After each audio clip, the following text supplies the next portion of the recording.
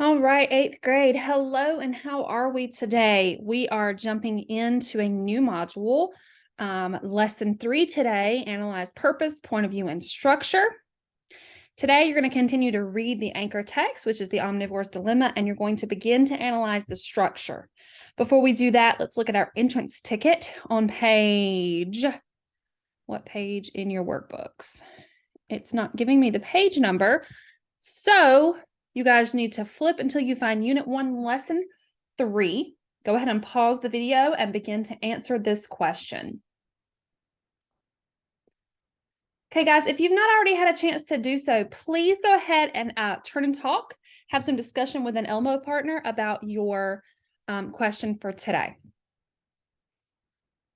All right, guys, so your question for this entrance ticket today was, what does a paragraph do in an informational text? You could have said something like organize ideas and give the reader information. If you said anything like that, then you are correct. You guys have been writing paragraphs for a very long time. Let's look at our learning targets for today. I can analyze the author's purpose and point of view in a text and explain how he acknowledges conflicting viewpoints. I can identify the structure of a specific paragraph in a text and explain how it develops a key concept. Okay, guys, so today you're going to read the Omnivore's Dilemma, section 2, and analyze purpose and point of view. I am going to go ahead and ask that your teacher pause the video and begin reading section 2 with you. So we are in lesson 3, section 2. So you need to read pages 17 to 19 and pages 34 to 36 and pages 46 to 49. Please remember to jot down and define any vocabulary that you do not know. So go ahead and pause the video and do that now.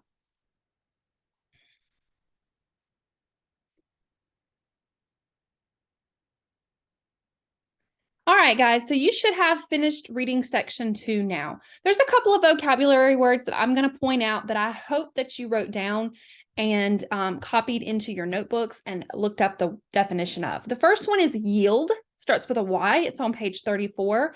That means to produce or provide. The second one is GMO foods on page 36. Any food whose DNA has been changed using technology. And the last one is bonanza on page 36, a situation or event that creates a sudden increase in wealth, good fortune, or profits. All right, guys. So right now I'm going to ask that you again pause the video and you add a gist of this section to your gist trackers. So go ahead and pause this video, go ahead and add your gist. And once you're finished, you can think, pair, share with a partner.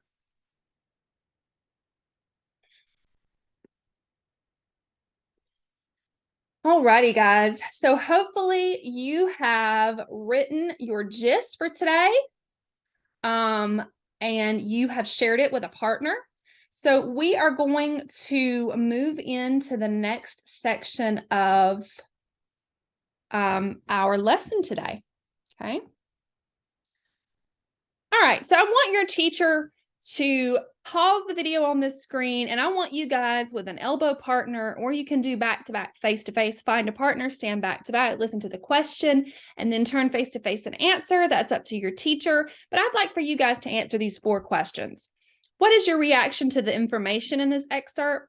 What are you interested to learn more about now?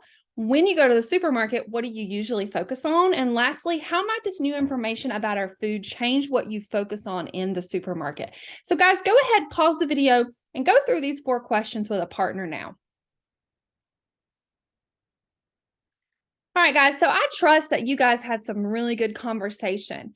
So we are going to now move on to your note catcher for today, which is called Author's Purpose and Point of View. And we're going to be focusing on page 49, the high price of cheap corn. Why do you think the author addresses the importance of cheap food for the public? I want you guys to have a class discussion about this now. So go ahead and pause the video and talk about this question now. All right, guys, so now that you've done that, you guys are going to work through this a little bit today. Let me make sure I'm telling you correctly. Yeah, so today I want you to put in the section, which was section 2, and then the pages you read, fill in what topic the author is addressing, and then I want you to fill out author's point of view and evidence of author's point of view. And after you get done with this, I want you guys to maybe have some discussion about this out loud as a class. So yeah, first you should have already started this note catcher because you started with section 1, which you guys should have already read. In this part, I want you to fill out section 2, page 49. What topic is the author addressing in this excerpt? A source of cheap food. Okay. And then you guys have 4 things to fill out: author's point of view, evidence of author's point of view, author's purpose, and understanding. So if you guys will go ahead and do that now, and then once you're done, go ahead and have some discussion about this as a class, and then you can come back to me and we'll move forward. Okay, guys, so I want to talk about a conflicting viewpoint, right? So this nonfiction book that we are reading is Michael Pollan's view of the omnivore's dilemma. He is going to introduce conflicting viewpoints, right? Everyone is not always going to agree with everything we say, unfortunately. So a conflicting viewpoint is a perspective that is different from or disagrees with another, the opposition. Your soft drink and hamburger may be cheaper, but that's because taxpayers have already paid for part of it. Okay, and that's just one example. All right, so we're moving toward the final few things that we have to do today. So we're going to look at paragraph structure today. All right, and so for paragraph structure today, you've got a paragraph structure anchor chart in your student workbooks. I want you guys to pause me talking, and I want you guys to look through this as a class and talk about some of the things and the types of paragraphs, okay? And I want you guys to do this as a class, talk about it out loud, talk about where you see these types of paragraphs and what type of text, and then we will move forward to our next thing, okay? All right, guys, so there's a couple things I want you to note. I hope you guys have had some good discussion about this. The structure of paragraphs is purposeful. Sentences within paragraphs help develop an idea. And when you write, structure your paragraphs to support your points, okay?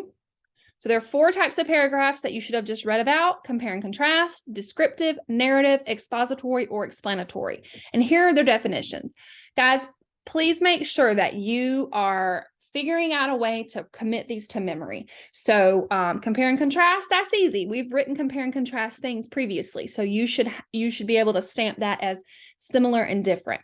But make sure you keep the other ones in mind as well. All right, guys. So using part 2 of the paragraph structure anchor chart, let's practice identifying types of paragraphs. So I'm going to ask that you guys do this individually, and then you work with a partner to check your answers, okay? So let me get this pulled up. I don't think that's what I want. Paragraph. Oh, yeah, it is. Okay. Yeah, so you've got some examples here, guys. You've got 4 examples, okay? So I want you to work individually, and then once you're finished, I want you to get with a partner to check your answers.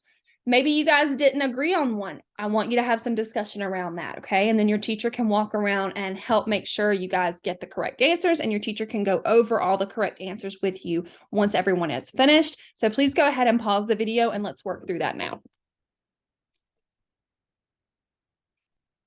Okay, guys, thank you so much for doing that. So if your teacher has not already gone over the answers, the first one on page 11, paragraph 1, that is a compare and contrast essay, right? Or essay, excuse me, paragraph.